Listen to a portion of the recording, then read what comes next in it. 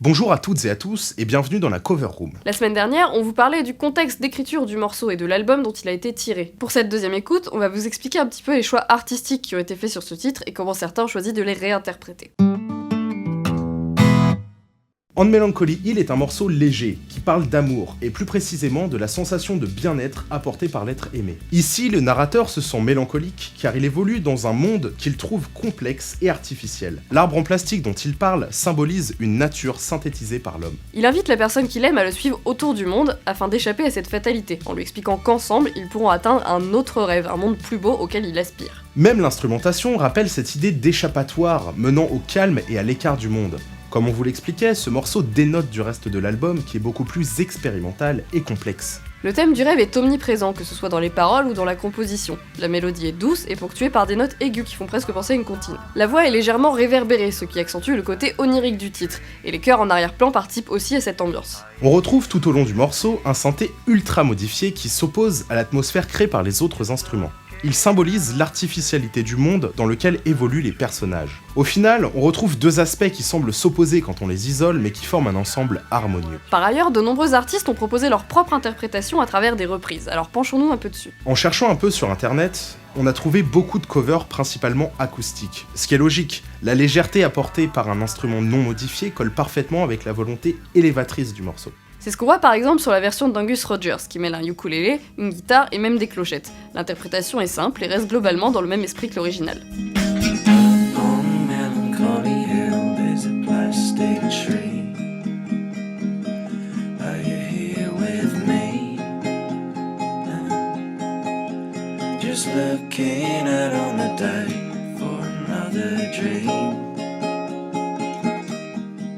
La version de Nina and the Blue Conspiration accentue le côté innocent du titre en y ajoutant des sons de xylophone. Elle change la mélodie en y apportant sa propre sensibilité. Et ça, c'est assez rare pour être souligné.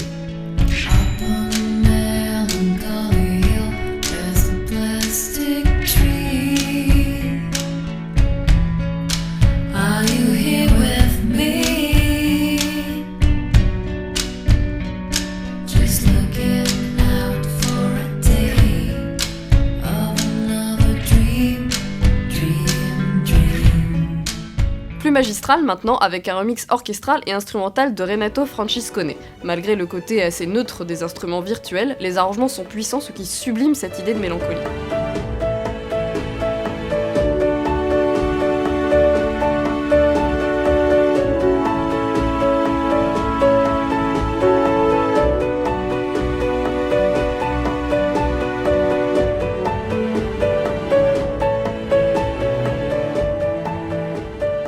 Enfin, la version de Matt Forbes est pour nous celle qui sort le plus du lot. Avec un accompagnement joué à l'orchestre, le rythme est ralenti pour pleinement profiter de l'amplitude du morceau. Le chant est remanié et adopte un ton jazz, qui donne à l'ensemble une incroyable puissance. Chapeau bas à l'artiste.